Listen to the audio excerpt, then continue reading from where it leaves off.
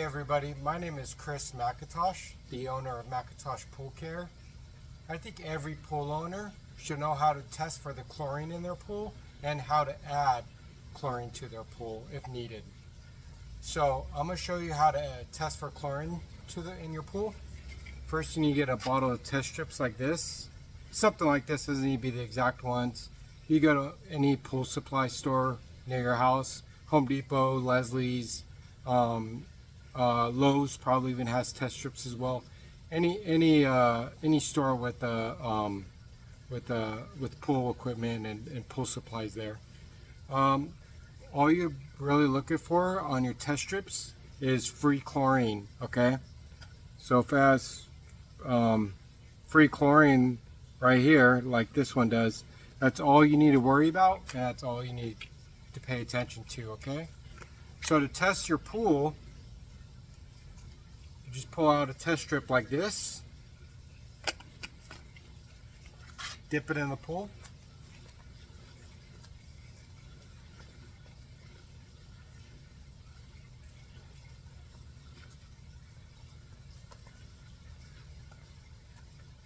like that. Okay, then you look on the back of the diagram on the back of your bottle right there, and you go from the top to the bottom and you count down.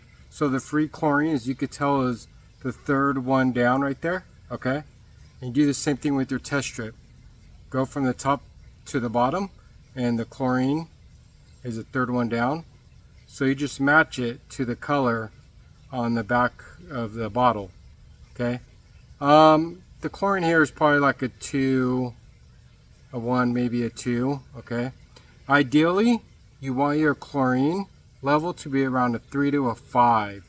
Okay, if it's any higher than a 5 parts per million, then someone that's sensitive to chlorine might feel it.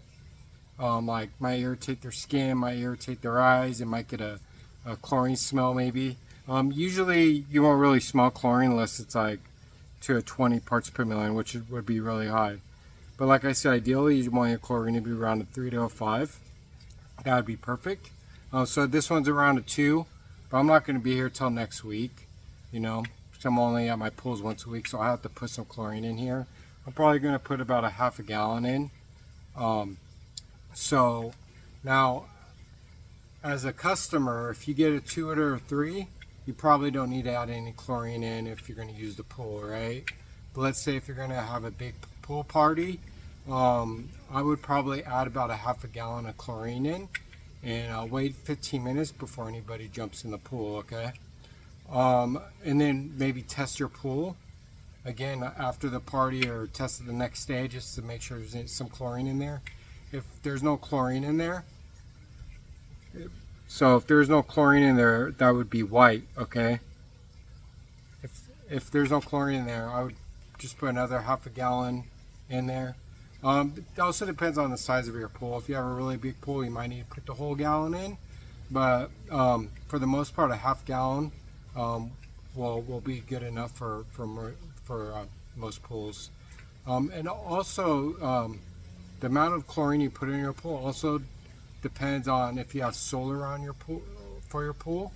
If it gets used a lot and if it's really hot outside, you might need to add more chlorine. But since the customer is always home, it's easier for them to gauge it. So let's say if you go test your pool, it's a 0 parts per million. So you go pour half a gallon in, wait 15 minutes, and then test it again. If it's like a 3 to a 5, you're good to go. You don't need to worry about it anymore, right? Let's say you have a big pool party, test the end of the day, it's a 0, pour another half a gallon in, okay? But who knows, maybe you need to pour a whole gallon in. It just depends on what your pool needs, and if you have solar on, how hot it is outside, and how much use it gets. Okay, those are the 3 main factors that you would need to worry about as a pool owner. Okay, but like I said, I think every pool owner should know how to test for the chlorine in their pool and how to add chlorine in their pool. So I'm gonna add a half a gallon to this pool right now, and I think it's best if, well, you definitely have to have your pool pump on first off. Okay, so that helps distribute the chlorine a lot faster if you have your pool on. And another thing is I think you should walk your chlorine like I'm about to do. So that helps distribute the chlorine a little bit better too, okay?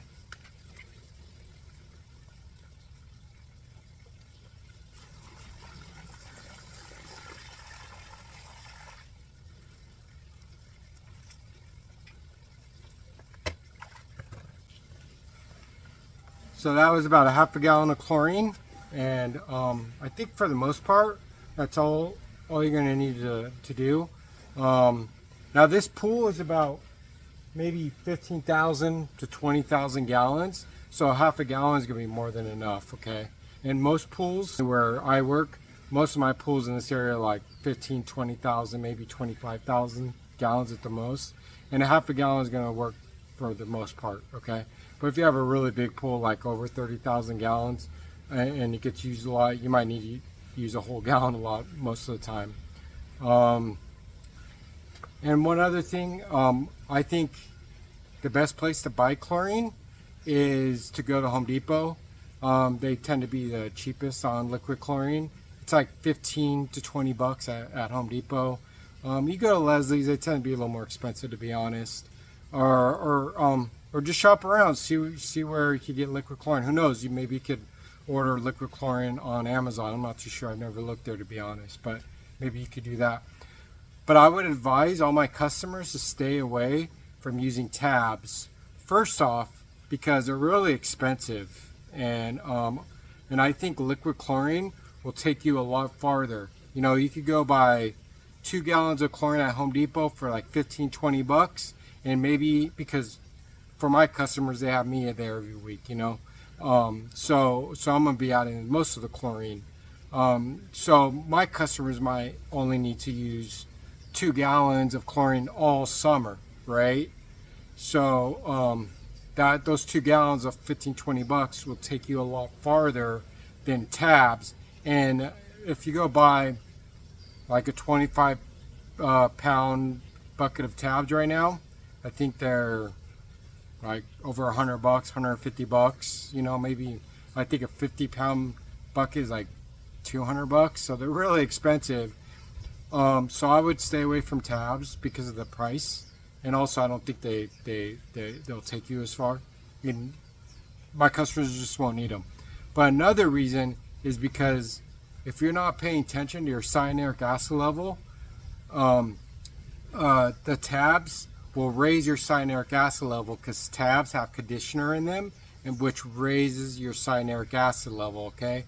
And the higher your cyanuric acid level is, it actually ruins your plaster. And in fact, if your cyanuric acid gets too high, you could turn your plaster purple. And the perfect example is this. You see that purple? Might be kind of hard to tell on the camera. To see all that purple on the plaster? That's because his cyanuric acid level is super high.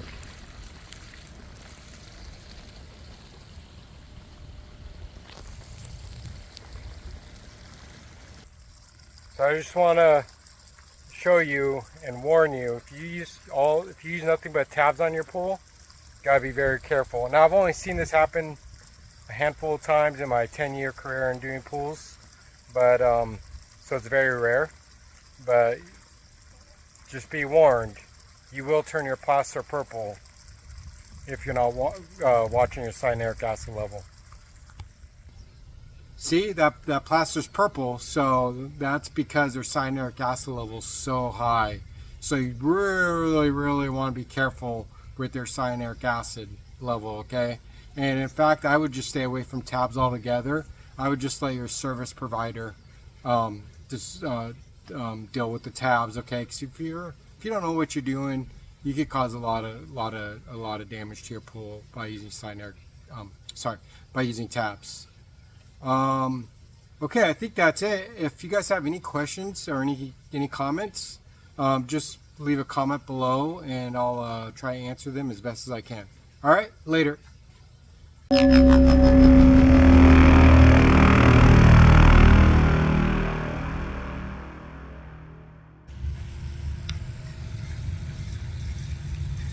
Okay, now I want to show you the perfect example of why you need to have some extra chlorine on hand and test your chemicals in your pool, even if you have a salt cell. Because this is a salt cell pool, and this pool is cloudy. I don't know if you can really tell on the camera. You can kind of tell. I mean, it's not green, and I don't see any algae, but it's definitely cloudy. I tested the pool, and there was no chlorine in the pool, but it's definitely cloudy. And let me show you the salt cell over here. Because as you can tell, the salt cell is working perfectly fine, and it's at 100%. So the salt cell is working fine, no problem, but the pool is still cloudy.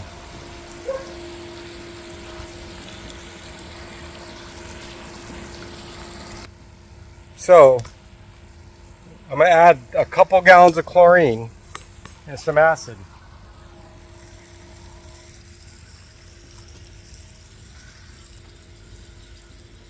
So I'm going to add some chlorine and acid, 2 gallons of chlorine and acid because it's cloudy right now. There should be plenty. And I put a couple tabs in there to be on the safe side. But I just want to show you the perfect example of why you need to still test for chlorine and have extra chlorine on hand, just even if you have a salt pool, because sometimes the salt cell will just not keep up with demand, even if it's working properly.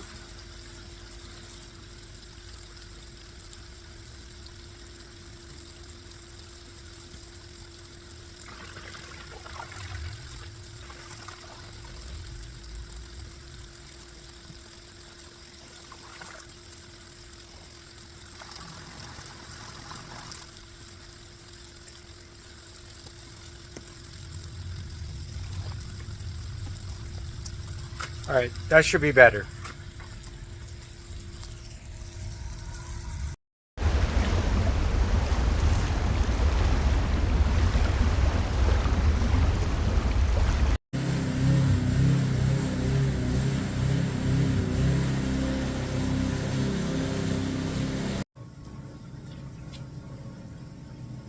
Okay, I want to show you what you do if you have a small spa, how you're going to chlorinate your spa, okay? Because a little spa is a little bit different than a pool because it has a smaller amount of water in it. So you don't need as much chlorine. So obviously what you do, test your spa.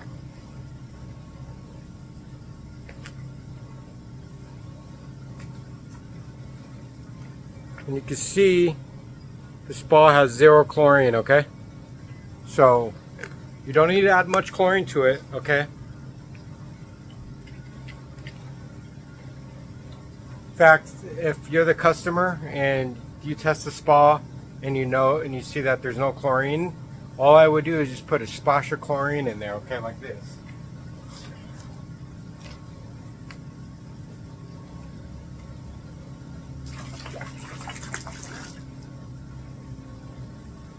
I'd probably just put a splash of chlorine in there like that, okay? Maybe wait 15 minutes, test the spa again, see if you have a little bit of chlorine in there, get a little bit of chlorine residual. Your little splash will probably bring it up to like a 3 to a 5, and that's all you're gonna need, you know. However, I'm gonna pour in 1/4 of a gallon because I'm only at my pools once a week. I'm at this spa once a week. So I need to make sure that, you know, the spa's not going to turn green within the week, especially if it's being hot outside and people are still using the spa. But it's important for the customer to gauge their chlorine in a small spa, especially because I can't pour a lot of chlorine in it. If I pour a half a gallon or a gallon in that spa and somebody goes and uses that spa later today, they could probably bleach their hair for one thing, and, you know, bleach their swimming suit or bikini or whatever. So I can't put too much chlorine in a spa, and you don't ever want to put too much chlorine in your spa. If you're going to pour chlorine in your spa, like I said, just put a splash in, okay, and then maybe wait 15 minutes, test it again, see if there's chlorine residual. if you know, you just need a splash, you don't need to double check your chlorine every time. I would just say double check it your first couple of times to see how far that splash of chlorine goes. If you still get a 0 after putting a splash of chlorine in, put another splash in. I'm gonna leave that up to the customer. You kind of have to gauge it what you want to do, but I just want you as a customer to know that you have to gauge your spa. You have to gauge the chlorine in your spa more than a pool owner does, because the chlorine in a spa could dissipate a lot faster because it's a small body of water, and I can't put as much chlorine in it. So it could dissipate really quick. Like if this customer were to come and use it in 3 days, that quarter of a gallon I put in there could be gone. All right.